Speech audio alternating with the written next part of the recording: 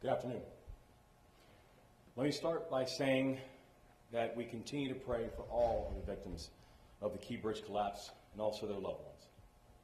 My family and I had a chance to visit our home church yesterday in East Baltimore, and we asked the congregation to say a special prayer for these families. So I want them to know that our prayers and support will never stop. Nuestros oraciones y nuestro apoyo para ustedes no se detendrán. And for everyone who can hear my voice, these families are asking for privacy, and we need to honor that request. I've been disturbed by stories from our colleagues in county government that members of the media have been harassing these families. Baltimore County and Anne Arundel County have sent police to their homes to make sure these families are okay. These families are living a nightmare, and they deserve the time and the space to heal. So I'm asking, let us show our humanity in this moment as well. I also want to continue to thank our first responders and emergency personnel. Let us not forget that we are coming out of a holiday weekend, but for the men and women of this operation, the work did not stop. The work did not stop surveying the area. The work did not stop on environmental monitoring. The work did not stop in developing better images of the wreckage so we can move forward in a safe and efficient way.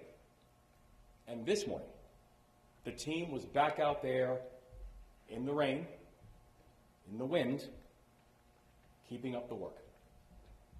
So it's hard to overstate how dedicated and remarkable this team really is.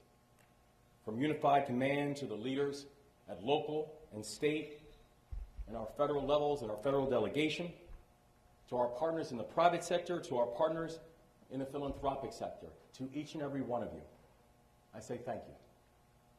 Now, today, I will provide updates on the 4 directives that I've issued to this team.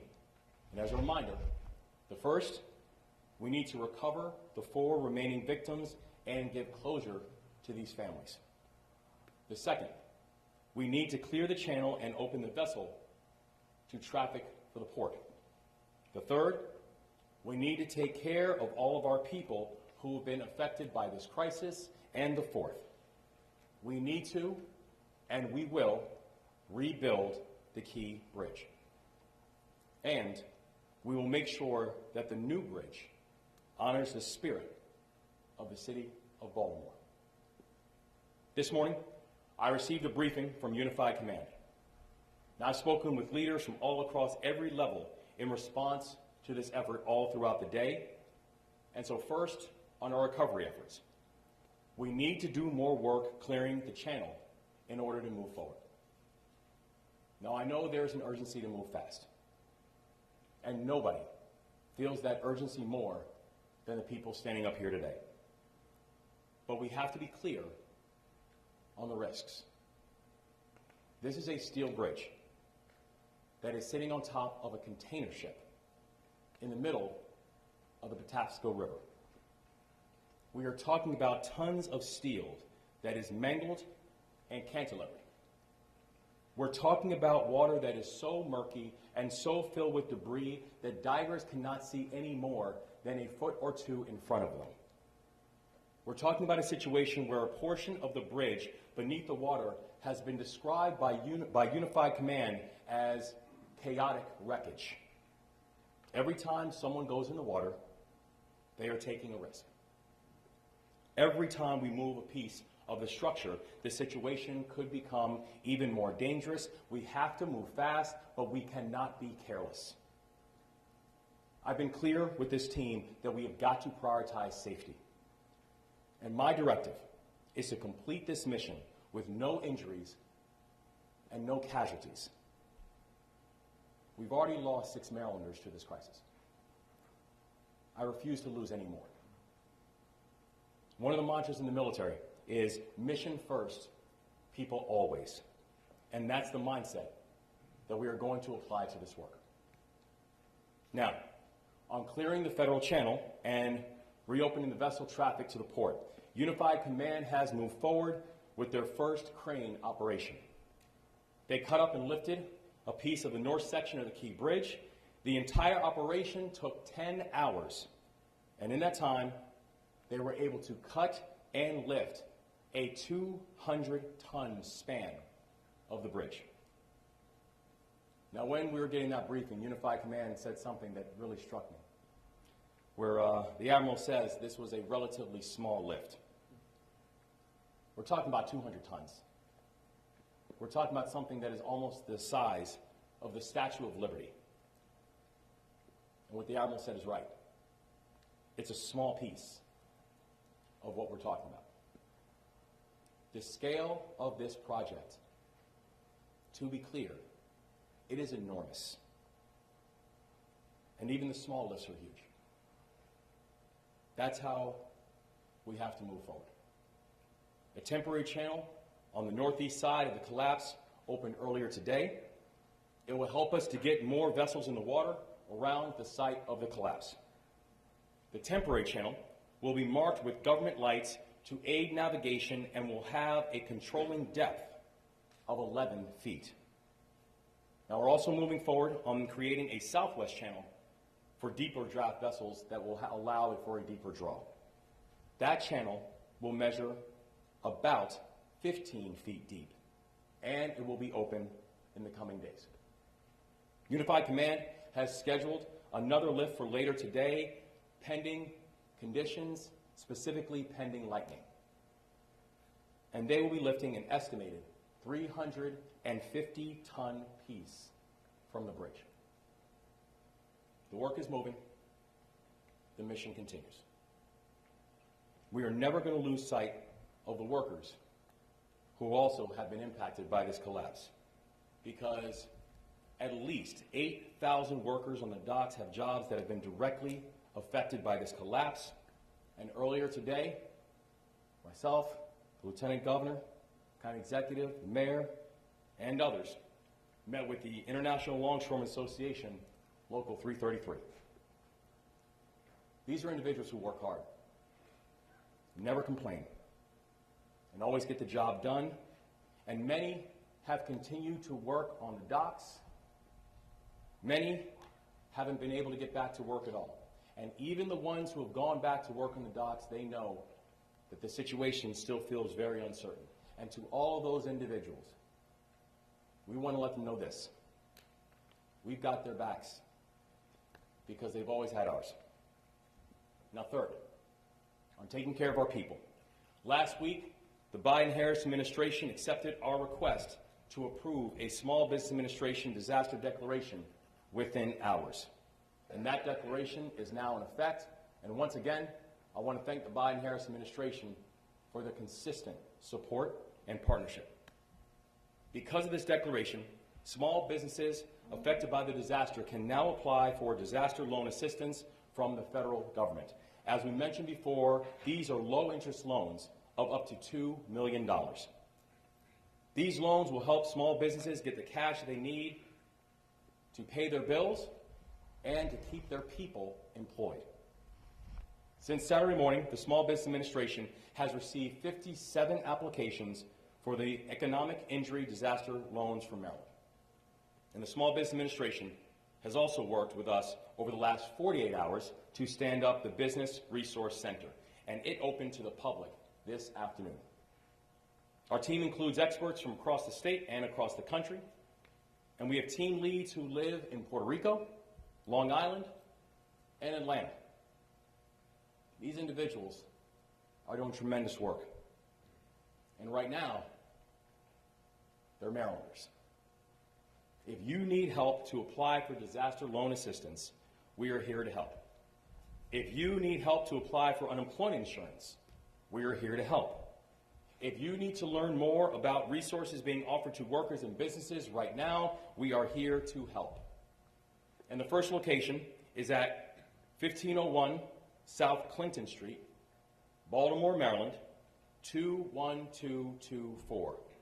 I'll say that address again, 1501 South Clinton Street, Baltimore, Maryland, 21224. Their hours are Monday through Friday, 8 a.m. through 6 p.m., and on Saturdays from 10 a.m. to 2 p.m.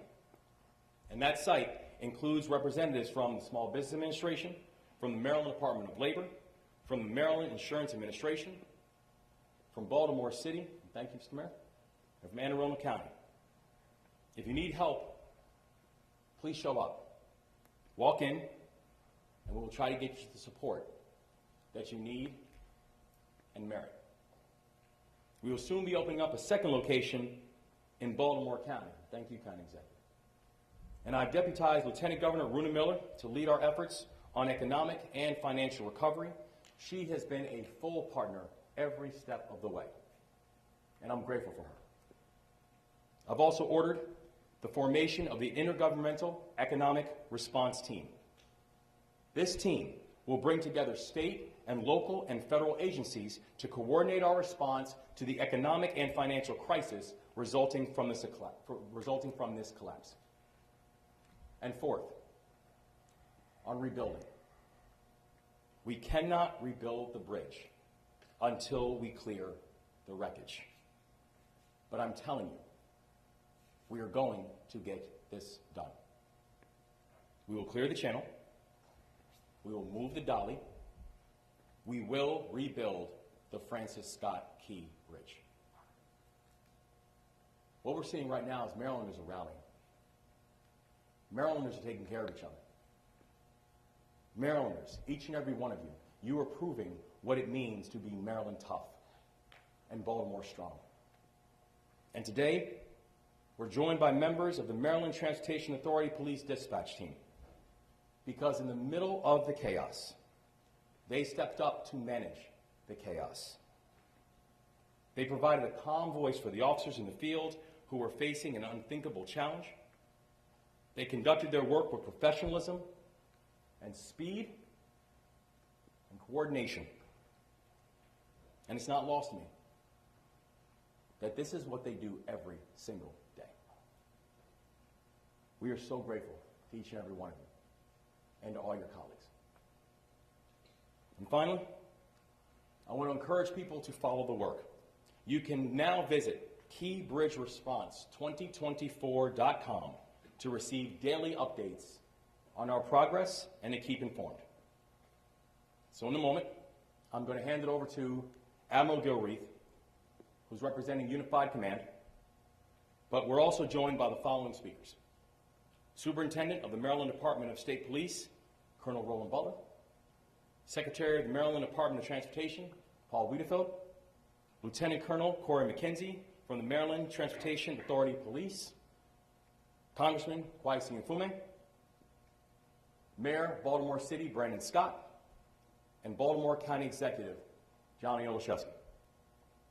And I want to thank all of our additional partners for being here today. And now, we'll hand it over to Admiral Gilreath, representing Unified Command. Good afternoon. I'm Rear Admiral Shannon Gilreath. I'd like to give you some updates from the Unified Command. Our number one priority remains reopening the deep draft channel into the Port of Baltimore. Number two, we're going to remove the ship. And number three, we are going to remove the debris from the rest of the waterway. So an update on the number one priority. We continue to dive on that portion of the bridge that is within the deep draft channel. And what we're finding is it is more complicated than we'd hoped for initially. As the governor described, and as you heard the state police describe earlier last week, the conditions on the diving, it is very complicated down below. These are still girders, unlike the still girders that you can see that are above the waterline still, which have significant damage. Below the waterline, along the bottom, is very challenging because these girders are essentially tangled together, intertwined, making it very difficult to figure out where you need to eventually cut so that we can make that into more manageable sizes to lift them from the waterway. So we're continuing to dive on that. We've got advanced sonar capability out there helping us map that, but it's turning out to be more challenging than we originally thought it might be, just in trying to determine how they are tangled, and how we're going to eventually cut through them. But we're continuing to work on that, and we've got great engineers helping us and very brave, great divers doing that. But as we said from the beginning, we have to do this safely. And you heard the governor say that as well today. We have to do this safely. We do not want to injure a single other person in this. And so we're going to move as rapidly as possible, but we're going to continue to do it safely so that we don't take any unnecessary risk there with someone's life or getting them injured. So I really want to thank the divers, and I really particularly want to thank today the Army Corps of Engineers and the U.S. Navy Supervisor Salvage, who are over here to my right, for their work and the work of their contractors that are doing that diving and mapping of that bottom floor there. We're making progress still on removing the ship, and so we've got more cranes coming to help us with that going forward. We're continuing to dive on the ship as well to come up with the exact right plans on how we're ultimately going to remove that. Now, we've made some real progress on the third thing I talked about, and that is removing the debris from the rest of the waterway. And so along those lines, the governor mentioned we conducted our first lift on Saturday of about 200 tons of steel, which was a tremendous mark of accomplishment, but there's more to follow. And we're working on a 350-ton lift today, and once that is cut and lifted and put onto the barge, we're going to bring those initial pieces of the bridge back here to Sparrows Point and offload them. And that will happen later this week. We also have been working on developing alternate channels to get traffic in and out of the Port of Baltimore. And so I'm proud to announce that we do in fact have an 11-foot channel now just to the north under the first northern part of the bridge that's still standing to be able to transit through there, and we have 2 transits scheduled this evening for some barges and tugs to come out and get out of the Port of Baltimore so they can bring stuff in the future. So that is a real progress and another stepping stone. But these are stepping stones towards finishing a marathon. We're not there yet. We are making those steps and strides, and we're going to get there. But it's going to take us some time, and we're going to do it safely, but we're going to do it as soon as possible. So finally, the governor also mentioned our website, the keybridgeresponse2024.com. That's also a place that you can go if you see marine debris that may have floated away from the ship and or the bridge. And on there is a number that you can call to report that to us so that we can take that information and come out and assist with that. So thank you for what you're doing in that regard to help us, and thank you for your continued support of the Unified Command. It means a great deal. Thank you, Governor. Thanks.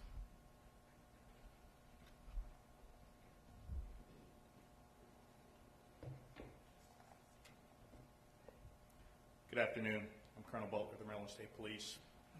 The Maryland State Police continues its efforts as a member of the Unified Command. As Governor Moore mentioned earlier, the brave members of our underwater rescue teams remain on standby. They will resume their recovery efforts once the Unified Command has been notified that it's safe for them to resume diving operations.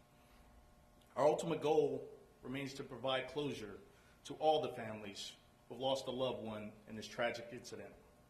Again, we are reminding the public that the Federal Aviation Administration has implemented a temporary flight restriction following this bridge collapse. This extends for 3 nautical miles from the center of the bridge and from the surface of the water up 1,500 feet. We want to emphasize the importance of refraining from firing drones in this area. Doing so poses a significant risk to the efforts to remove debris from the water. I urge everyone to exercise responsibility and respect for the airspace restrictions around the Francis Scott Key Bridge collapse site. Please refrain from operating drones in this vicinity and allow emergency personnel to carry out their duties safely and effectively. Law enforcement in the area is actively monitoring the area for illegal drone use. Law enforcement have responded to multiple drone incursions over the past few days. There is a zero-tolerance policy regarding any drone use anywhere within the no-drone zone established by the FAA. In addition, we know this tragedy has far-reaching implications that will affect the daily lives of Marylanders for the foreseeable future. I want to ensure the public that the Maryland State Police, the Maryland Transportation Authority Police, and all of our allied law enforcement partners are working together with the Maryland Department of Transportation to mitigate the impact of this incident on traffic safety. As always, our troopers are actively monitoring road conditions, directing traffic, enforcing safety regulations to prevent crashes and minimize delays. We are asking motorists now more than ever to exercise caution and patience as we navigate through this challenging period. Please adhere to the posted speed limits, avoid distractions while driving, and never drive while impaired. Also, please, remember the move over law for first responders, tow truck operators, work crews, and vehicles that have become disabled on the side of the road. We understand this situation is going to cause inconvenience for some time, which is why it's paramount that people operate their vehicles with care and caution. Thank you.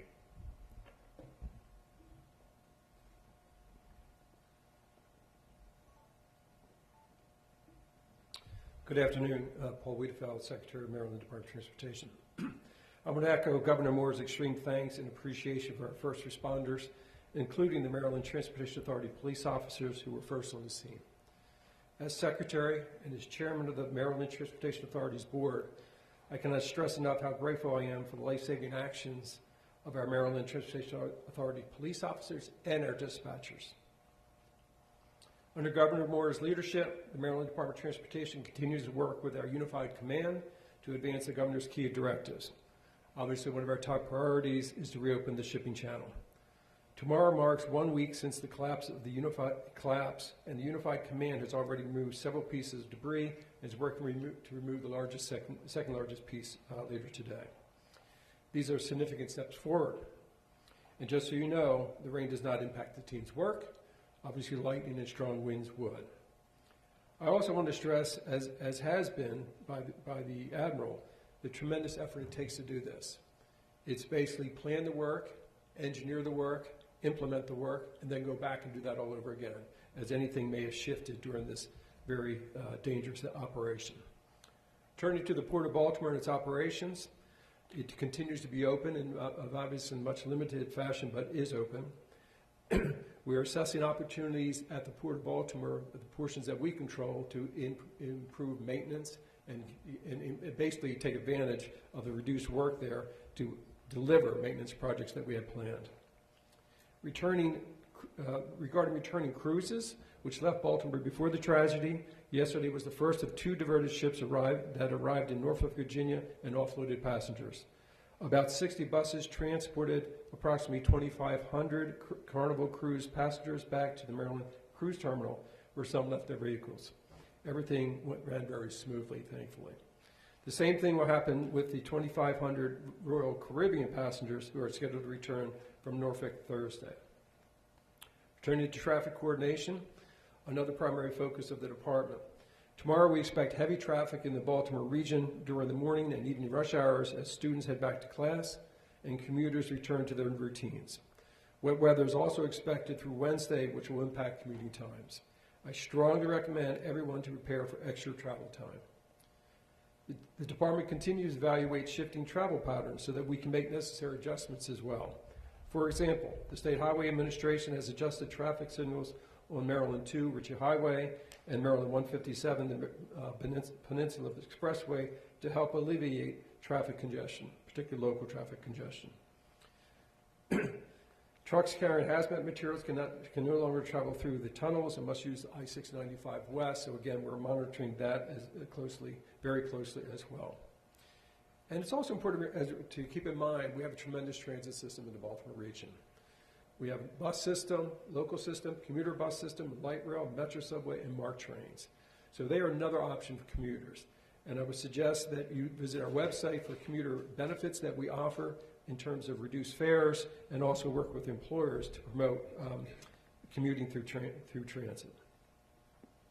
In terms of rebuilding the bridge, we continue to work with our federal partners in basically coming up with the innovative design that the governor mentioned, the engineering and the building methods, and we continue to work on that as well so that we can deliver this bridge as quickly and safely as possible. In closing, we work and honor the victims of this tragedy and their families. Please join us in honoring them by making safe choices on the road, as was just outlined by the superintendent. So with that, I'll turn it over to Lieutenant Colonel McKenzie from the Maryland Transportation Authority Police.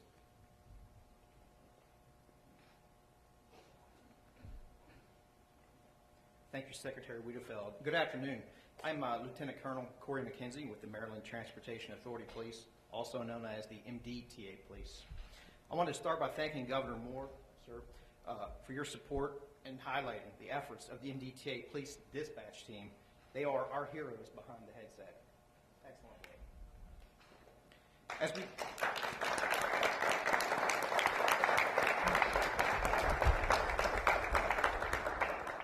Certainly, as we learned more about the response last Tuesday morning by our officers, our dispatchers, and other first responders, I could not be more proud of their efforts. From MDTA police officers to include Corporal Herbert, Sergeant Pastoric, and Officer Kurtz, immediately stopping traffic on the Key Bridge, they saved so many lives. To MDTA police officers, Senior Officer Kinsey and Officer Boblitz, who had our Marine unit in the water at the Key Bridge in approximately 15 minutes, which allowed them to rescue a survivor who was clinging to debris and get him to immediate care. There are so many other MDTA police employees, sworn and civilian, deserving of recognition. And certainly we know that the MDTA police team had help from every local, state, and federal agency we could ask for, and we thank everybody for that support. The MDTA Police and the Maryland Transportation Authority are part of the Unified Command Team and will continue to support response effort through their finish. Our overall focus, though, remains at this time on doing our part to recover the 4 remaining victims of this tragedy. You just heard from Secretary Wiedefeld about expected traffic impacts. Our MDTA police team is deploying additional resources to meet the needs of increased traffic at other MDTA facilities and surrounding roadways, but we need your help. Trucks carrying hazmats and also oversized vehicles. There's various restrictions in both the Fort McHenry and Baltimore Harbor tunnels. Please be cognizant of those restrictions. Our commercial vehicle safety unit will have increased presence to enforce these restrictions. Your daily route to work or school may have changed, but traffic safety is our main priority. We thank drivers and the community for their patience and their support. The MDTA Police remains committed to providing safety, security, and service in partnership with the community to all persons who use and work on MDTA facilities and other vital transportation assets throughout the state of Maryland. Thank you for your support, and I'll turn it over now to Congressman Mfume. Thank you.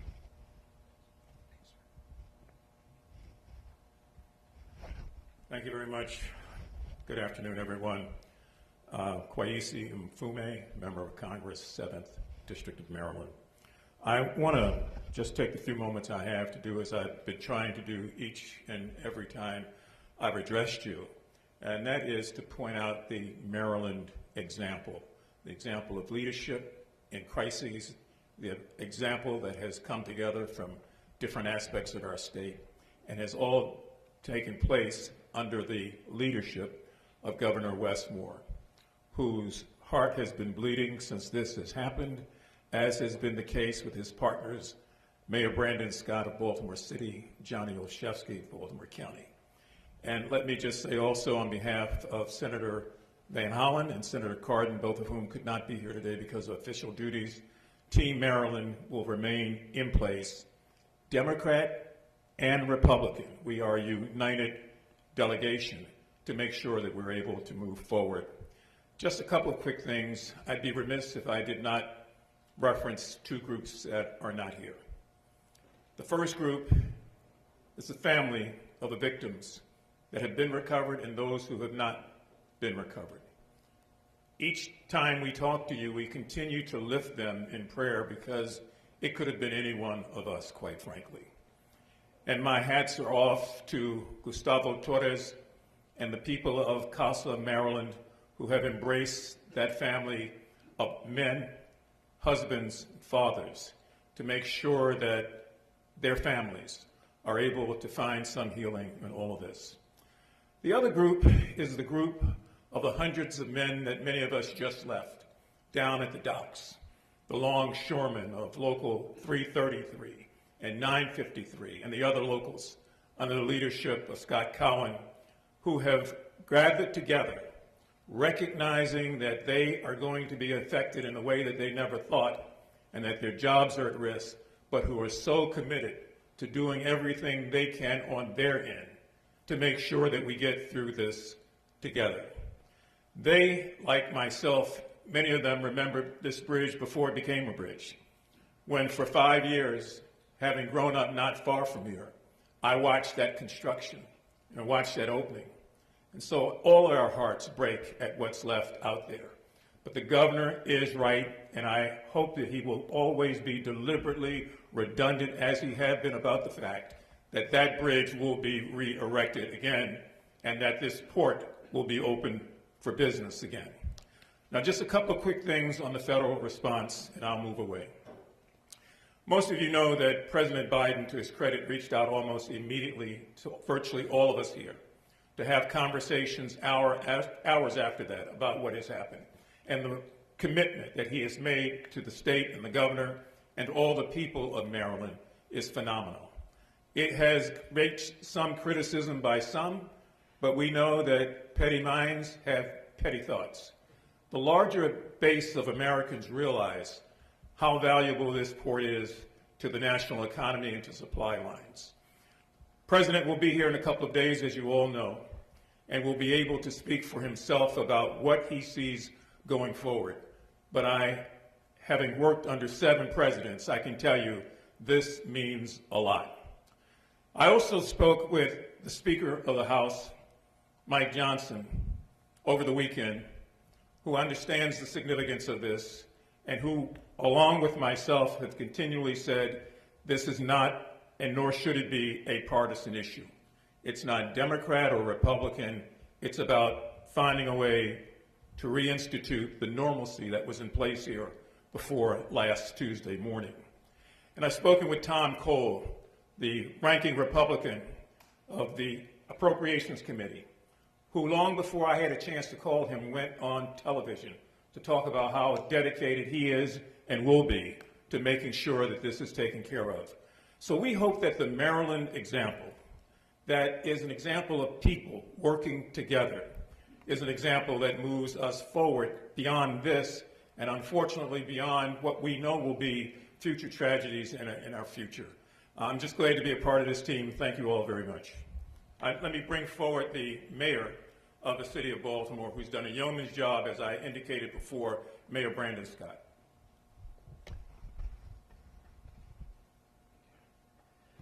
Good afternoon, everyone. Let me first start off by saying again that our hearts, thoughts, and prayers are with the families of those who we lost. And I want to drive home a point that my governor made earlier. Please give these families the space and time and everything they need to heal. They don't just need it, they deserve it. We should treat them just as we would want someone to treat our family if we were going through this situation. Today, as you know, we had the opportunity to talk to our workers at the port. Hard-working men and women whose work makes so many parts of each and every one of our lives more convenient and easier. These are great people from great Baltimore families who have a history of delivering for us. I feel a special responsibility to them and their families because it was that port that brought my family to Baltimore and provided the opportunities for me. And I know that there are so many others.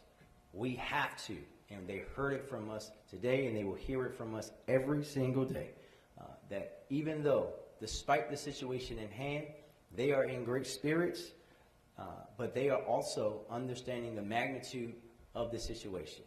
But they know we will be with them every day, every second, every hour to make sure that we support them in every way humanly possible as we work together through this tragedy.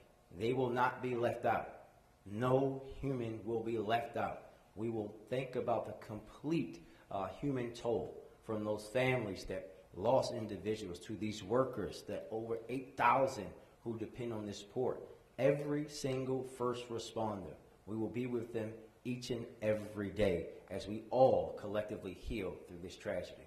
And lastly, I want to say a big thank you to the Unified Command, Army Corps of Engineers, Navy SUPSAL, for their work that's already underway on clearing debris. But saying again that this will not be a quick task.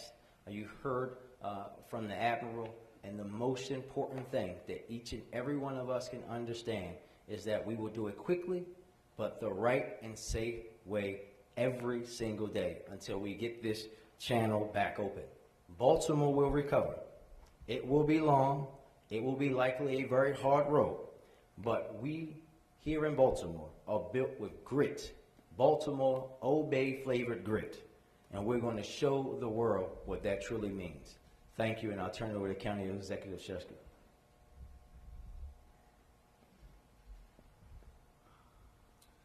Thank you, Mayor, and good afternoon all. Baltimore County Executive Johnny Olszewski. Some Easter reflections.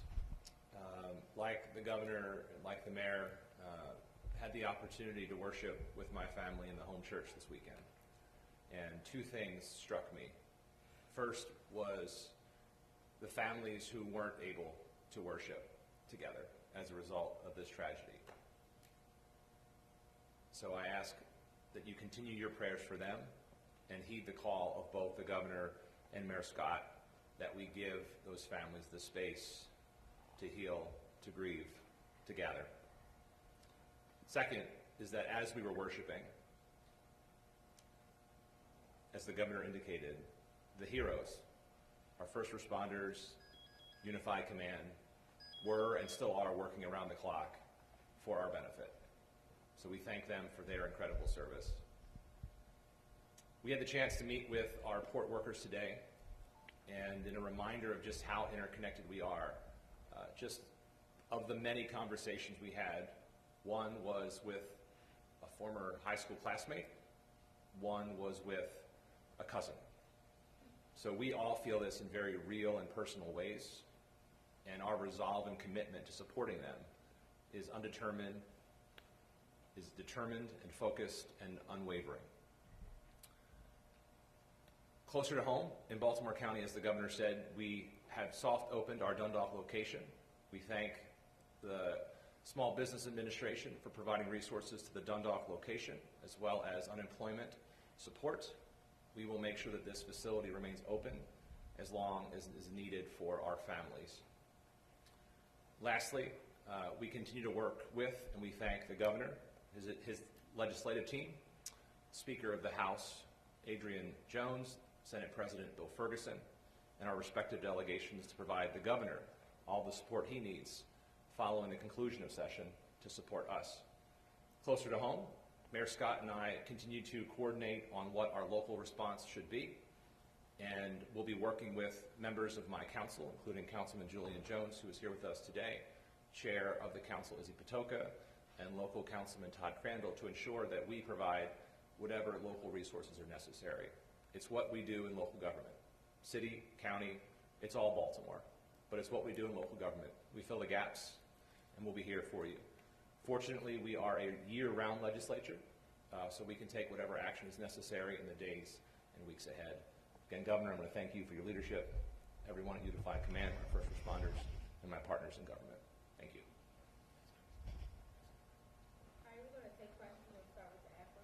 Thank you. Megan Sales with the AFRA News Spirit. Can you share any updates regarding the condition of the Dolly crew members? Are there any plans or timeline for assisting the crew and getting them home? Yes, thank you. So the team, both from Unified Command and also NTSB, has been in close communication with the team from the Dolly. Fortunately, the part of the ship that was most deeply impacted by the wreckage is not the part of the ship where either their living quarters or the kitchen and the cooking conditions are in, nor the fuel. So they're still able to move and maneuver in that area. The team has been in close touch and contact with them, and will continue to be so going forward.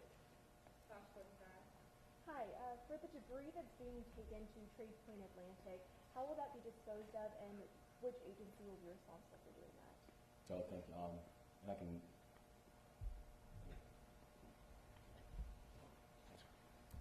I think those plans are still under development. They're still identifying those resources. But generally, when the debris is taken to the laydown yard at Tradeport Atlantic at Sparrows Point, it'll be inspected and secured until they find a final disposition for disposal in a safe manner. WJD? Governor, I spoke with South Allen earlier today. He said that the shipping channel is closed for more than a month. They're going to start feeling real pain over it. Are you able to get any kind of update on that timeline? Is a month reasonable amount of time? We know we are going to get that shipping channel opened as quickly and as safely as possible. It is one of the core priorities that we have of being able to open up the channel, get commercial commerce going, and even I think as Admiral Gilreath mentioned earlier, today was an important milestone in the process of beginning to pull the wreckage out, beginning to open up channels. We know we still have more work to do. We know we still have more work to do to get the channels open, particularly the channels that can take that will take the larger ships and require the deeper draw. But we are going to move as quickly and as safely as the conditions continue to operate. WBA?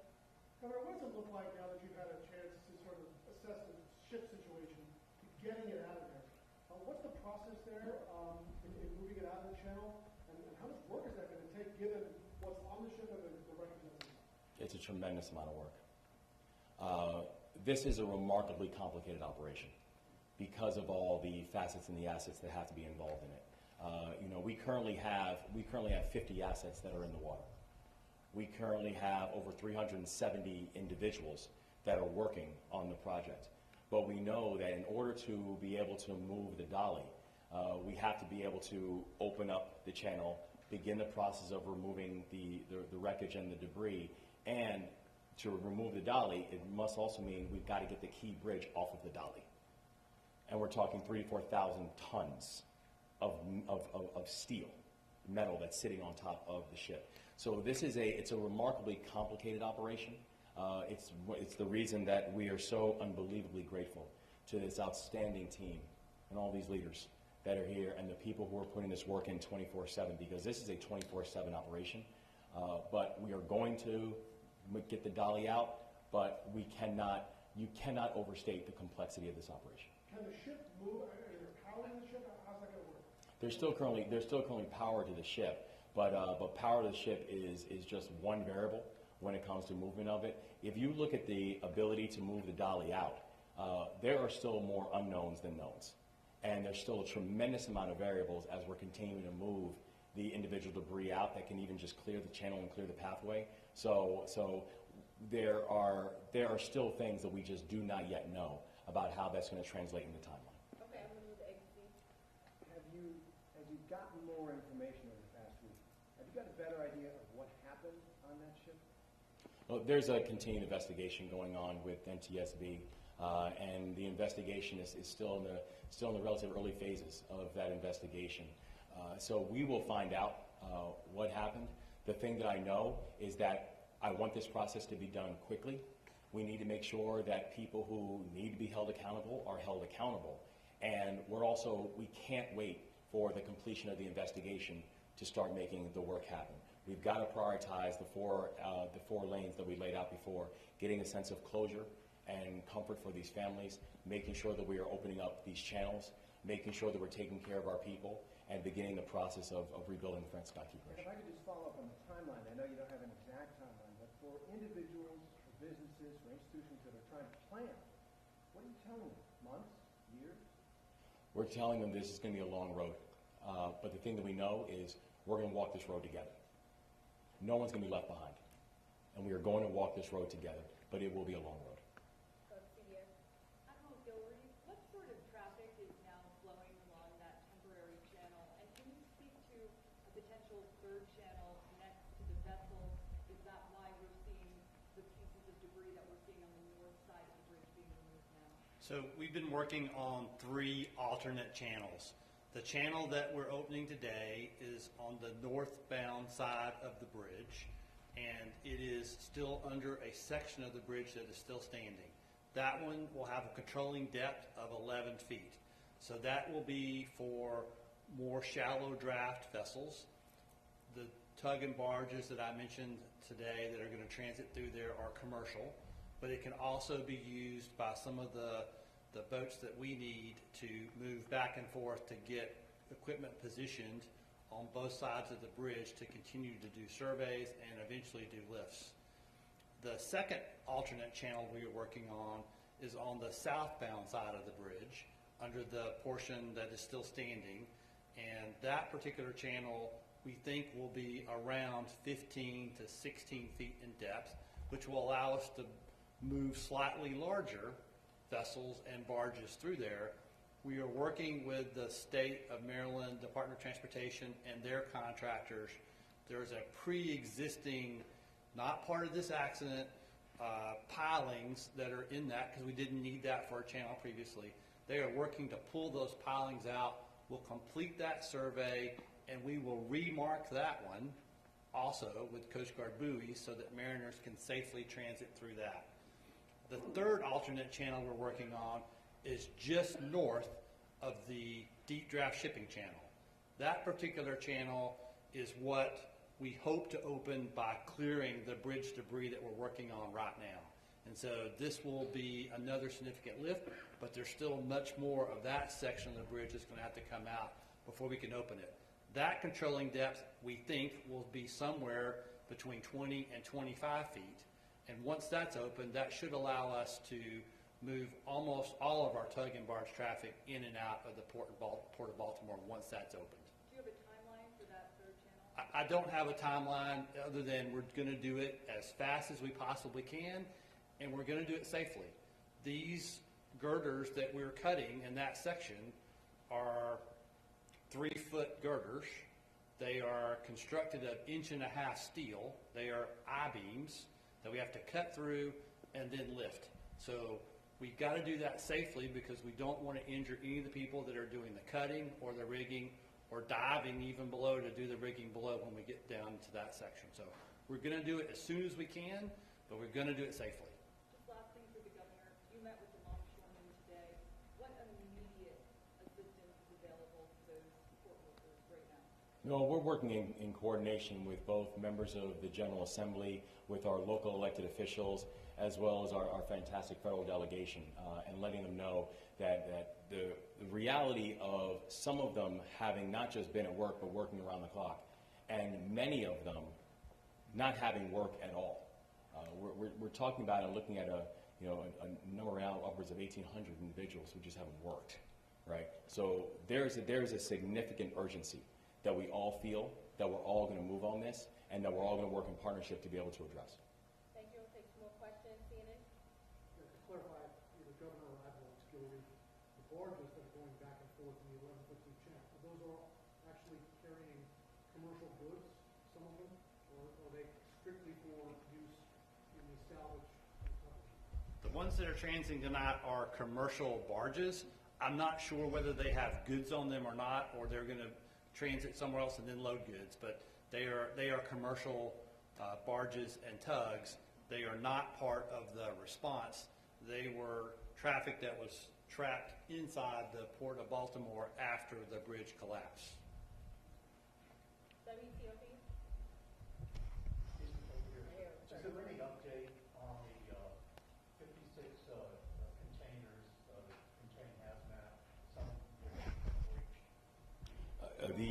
We currently have 3,000 feet of boom that still continues to surround the ships, and from the collections from the boom that we've received and the analysis that has then taken place, what we have seen of the 4,000 containers, 56 had some form of hazmat. And again, I want to remind people, when we're talking about hazmat, we're talking about things like perfumes and ion batteries, and what we have is that is not posing a risk to the public. But we currently have over 3,000 feet of boom that's surrounding the ship.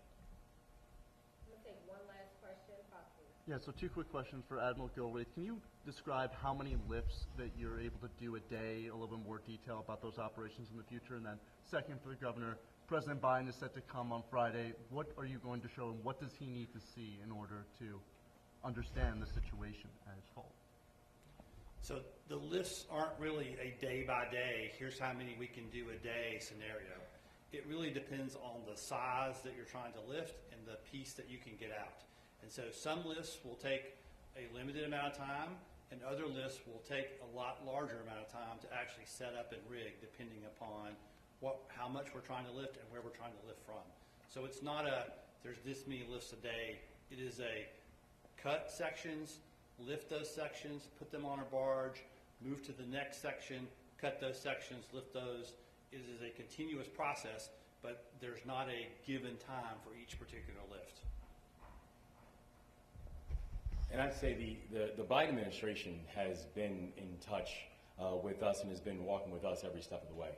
You know, our phones first started ringing in the middle of the night from the Biden members of the Biden administration. I think each and every one of us were on the phone with the president literally from the first day and throughout. So I think we're thankful that the president is coming to visit, and I think Congressman Mfume, I think he said it so well. You cannot overstate how important it is that the president of the United States is coming to visit. And the thing that I know that he's going to see is he's going to see the unprecedented level of damage that this has caused. He's going to see the fact that we have a ship that is almost the size of the Eiffel Tower, that weighs about as much as the Washington Monument, that's sitting in the middle of the Patapsco River. He's going to see a bridge that has been in existence since I was alive. I don't know what that skyline looks like without that key bridge. And he's going to come and he's going to see it sitting on top of a ship. He's going to see the level of complexity. And we're thankful that the president, that the Biden-Harris administration have moved so swiftly and have been such good partners inside this work. And we're grateful to have his visit this week. Thank you all so much.